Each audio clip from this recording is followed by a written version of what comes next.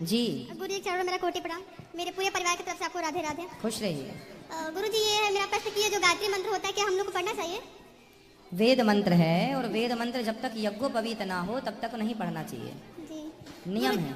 गुरु जी मैं आपको धन्यवाद करना चाहूंगी जो आपने हम लोग जैसे युवा को इतना ज्यादा सीख मिला आपसे कि आप कहते हैं कि बच्चे की अगर 21 साल में शादी ना हो तो बच्चे भागम भाग कर देते हैं। मेरी उम्र 29 साल की हो गई, 4 मार्च आएगी तो 30 लग जाएगा। अभी तक मेरी शादी नहीं हुई है और मैं 12 साल से बाहर रहती हूँ। मेरा तो एम था ही नहीं कि मतलब शादी करना, लेकिन आपके प्रश्न से जवाब मिलता कि शादी करना जरूरी है।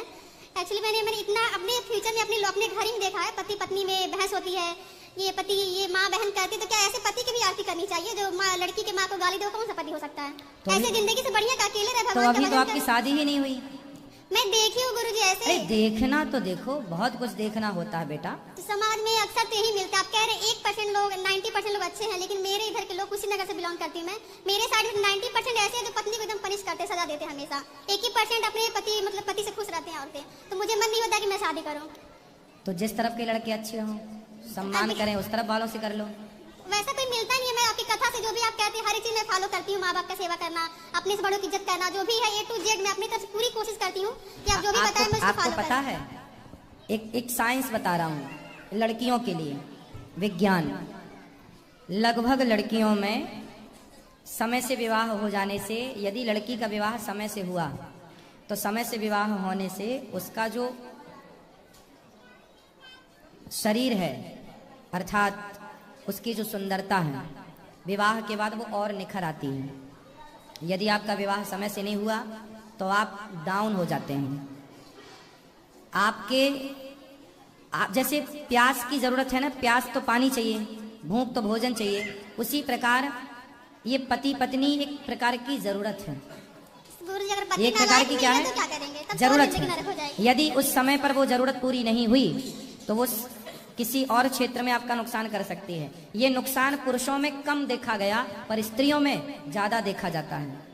मैं इस बात से एक छोटा सा एक एग्जाम्पल दे दूं आपको। एक हमारे परिचित की एक बेटी है, हमारी बहन, हम कथा सुनाने गए थे एक जगह, तो वो उसकी माँ आती थी, तो वो जैसे आप लोग हमसे जुड़े हैं ऐसे वो भी जुड़े हैं, तो उसकी शादी नहीं हुई। तो उसकी माँ चिंतित रहती थी, मेरे से बोली गुरुजी कोई लड़का हो तो बताओ। मैंने कहा आप ही देखो कोई बढ़िया लड़का। एक दिन क्या हुआ, उसके पेट में दर्द हुआ तो वो डॉक्टर को दिखाने गई। तो देखो डॉक्टर ने उसको बोला कि यदि आपका 1 वर्ष के अंदर विवाह नहीं हुआ तो फिर आप बहुत डैमेज हो जाएंगी। मतलब गर्भाशय में कुछ इन्फेक्शन हो गया था, कुछ होता होगा, वो डॉक्टरों की भाषा थी, मुझे नहीं पता, लेकिन कुछ हुआ था उसके पेट में, उसके अंदर सिस्टम में, जो वो तभी ठीक हो सकता था जब उसका विवाह हो और उसे एक पति के रूप में पुरुष प्राप्त हो, तभी उसकी वो बीमारी ठीक हो सकती थी। ये उस डॉक्टर ने बोला। उसकी माँ चिंतित थी और उसने बहुत तेजी से लड़के की खोज की और उसका फिर विवाह हुआ लगभग।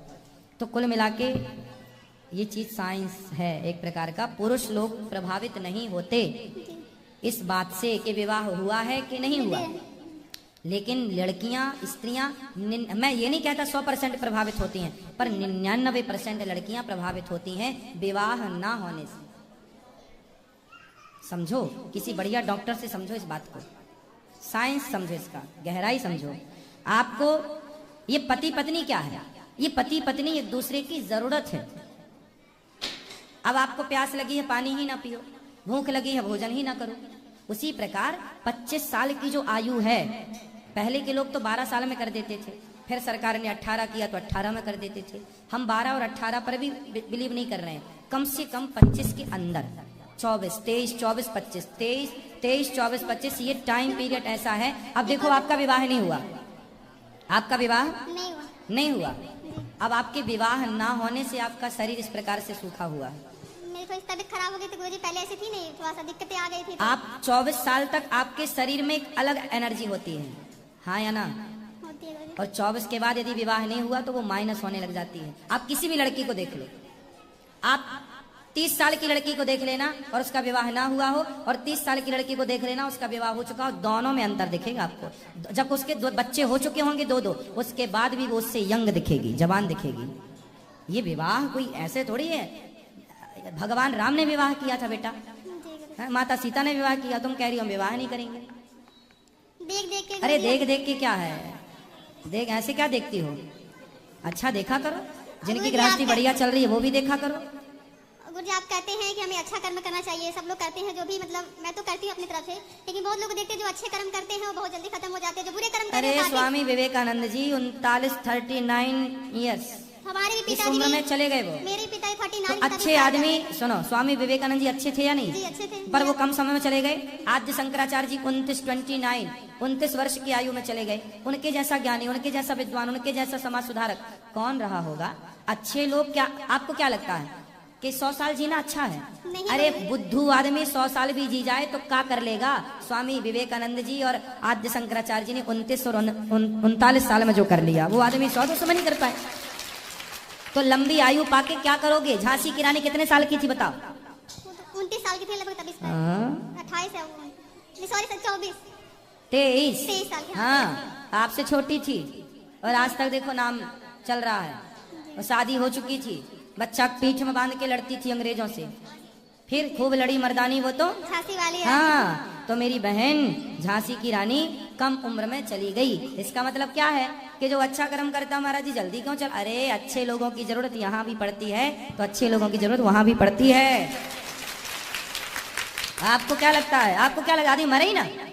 नहीं गुरुजी, हमारे पिताजी बहुत कम अच्छे एज में लोग चले ही गए। जल्दी जाते हैं। अच्छे लोग यहाँ भी काम के वहां भी काम। बुरे लोग बैठे, बुरे लोगों को भगवान बोलते वहीं रहो 100-200 साल का। क्या करोगे यहाँ के? वहां भी बेड़ा गर्द कर रखा है, यहाँ की क्या करोगे फिर? ठीक है, राधे राधे गुरुजी। हाँ, गुरुजी राधे राधे। राधे राधे।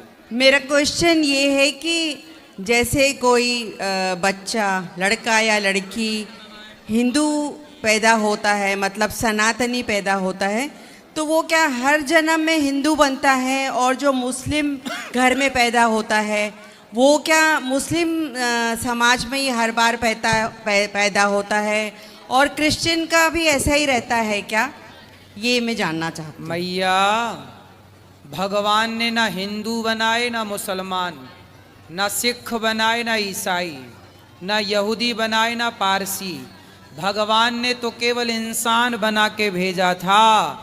यहाँ आके वो जातियों में, धर्मों में, मजहब में, पंथों में परिवर्तित हो गए मेरी माँ। और इंसान इस तरह बट गया कि आज इंसान ही इंसान का सबसे बड़ा दुश्मन हो गया। भगवान रोते होंगे ये देखकर, भगवान रोते होंगे ये देखकर कि जब हम इंसान आपस में धर्म, मजहब, पंथ के नाम पर लड़ते हैं।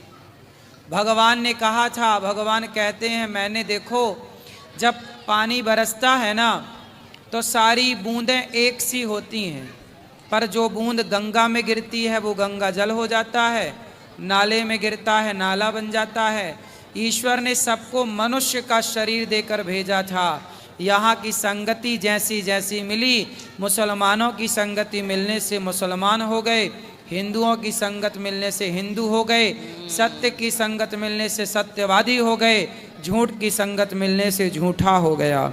मेरी माँ, भगवान से यही प्रार्थना करो कि हमें अगले जन्म में जहाँ भी भेजें एक अच्छा मनुष्य बनाकर, समाज की सेवा करने वाला बनाकर भेजें। हम किसी से नफरत ना करें, हम किसी से घृणा ना करें। हम सपने में भी किसी का बुरा, हम मुसलमान का भी बुरा क्यों करें, और ईसाई और यहूदी का भी बुरा क्यों करें, और हिंदू का, हम सनातनी, हम तो चींटी का भी बुरा नहीं करते, हम तो गाय का, बकरे का भी बुरा नहीं करते।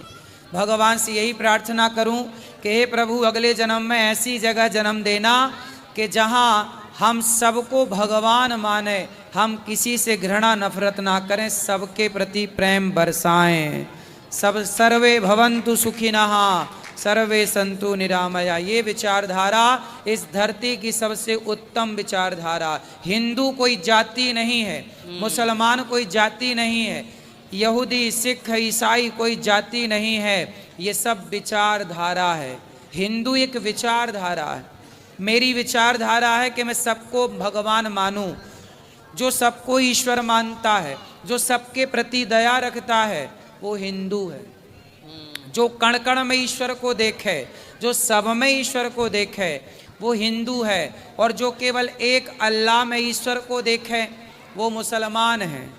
तो वो विचारधारा मुसलमान की मुसलमान बनाती है, हिंदू की विचारधारा हिंदू को हिंदू बनाती है। जब सबकी विचारधारा एक कागज में लिखी जाएगी तो पता लगाया जाएगा कि अब श्रेष्ठ विचारधारा किसकी है। तो श्रेष्ठ विचारधारा उसी की है जो कण कण में परमात्मा को देखता है, जो छोटे बड़े में ईश्वर को देखता है, वही श्रेष्ठ और वो है बहुत शुक्रिया। सनातनी। जी